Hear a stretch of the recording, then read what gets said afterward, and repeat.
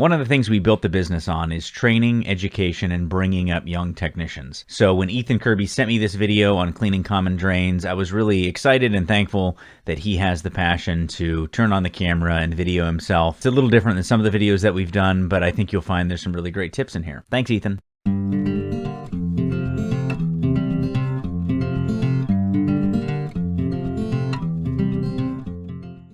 Hey guys, this is Kirby, and today we're going to be doing a video on how to perform a common drain cleaning. So today we're working in a big apartment complex. They're mainly vacation rentals, and they all have shared common drains. So it's hard to actually do a good job doing a drain cleaning on these because they all go to a common drain. So it's not like, you could suck it out from the outside with a shop vac and do a traditional way we would do a drain cleaning. But there's actually a little bit of a different way to still get that same result of a perfectly clear drain that's not going to give you any issues. So first, we're going to focus on the drain pan. I always clean the drain pan first because all that gunk, all that slime, all that buildup that you clean out of the pan is going to go straight down the drain. So we always do the pan first, and then we move our way to the rest of the drain. First off, we're just going to use some rags and some brushes, and we're going to clean up all this gunk inside of here. And then another important thing that to make sure you always do when you're cleaning one of these drains, or any unit really, is to take a big panduit strap.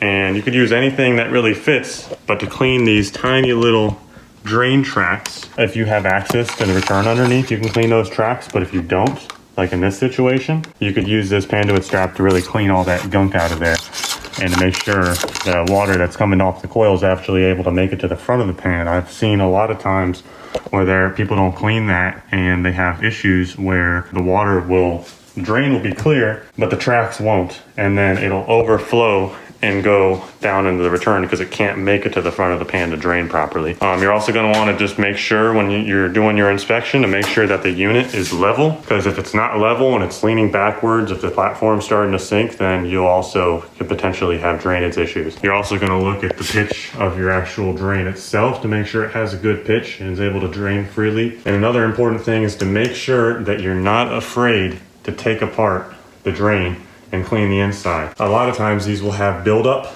on the inside of slime in bad situations, and you're gonna want to cut these open and redo this, or just cut it open and clean it out if you're able to just put a union in here. And that way you make sure, the rest of the drain, your drain could be clean, pan could be clean, but if this is clogged, it'll overflow and trip this float switch and you'll have a problem. So let's get started, and let's start with cleaning the pan, and I'll come back after that.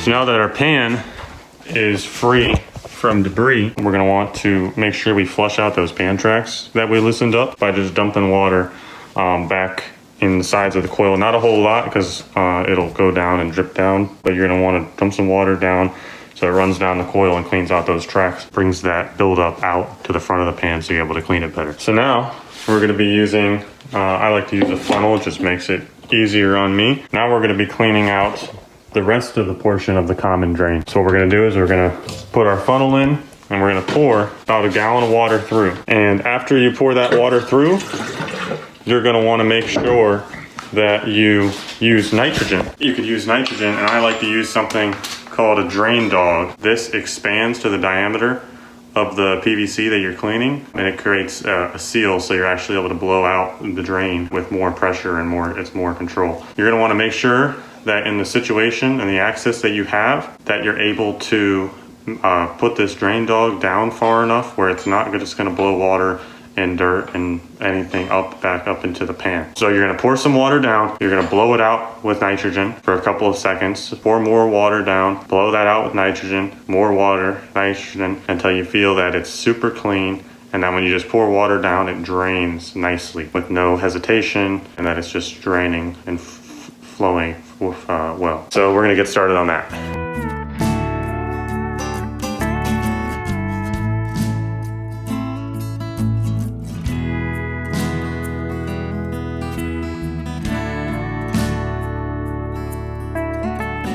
Now after you've done all the clearing with water and nitrogen and it's flowing nicely, now you're going to want to make sure you put one last gallon of water through and make sure that it is filling up the trap. Make sure it's flowing nicely.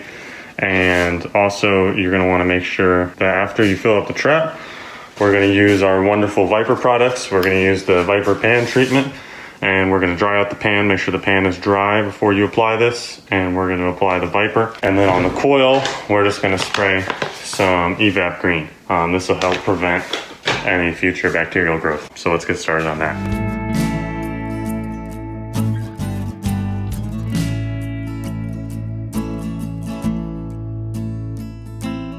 So now, after we're all done, we're going to want to make sure that we pack everything up, make sure we install everything and make it nicer than when we got here. And then the most important part of anything you do to any system, doesn't matter what you do, the most important thing you do afterwards is to make sure that the system is operational. You can be doing something simple like a drain cleaning and forget that you had the thermostat turned off or the disconnect pulled or anything. So after we clean everything up, we're going to make sure and we're going to verify that the system is running, and that should always be the last step to everything you do. If everybody did that, they would avoid a lot of simple callbacks and a lot of simple mistakes of just leaving the disconnect pulled or just not having the thermostat set correctly. So we're going to make sure we do that, and then we should be all fine, and we'll be out of here. All done, completed the run test, everything's looking great. I'm gonna head out, and thank you guys so much, and I'm glad I was able to teach you how to clean a common drain. Thanks again.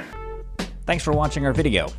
If you enjoyed it and got something out of it, if you wouldn't mind hitting the thumbs up button to like the video, subscribe to the channel, and click the notifications bell to be notified when new videos come out.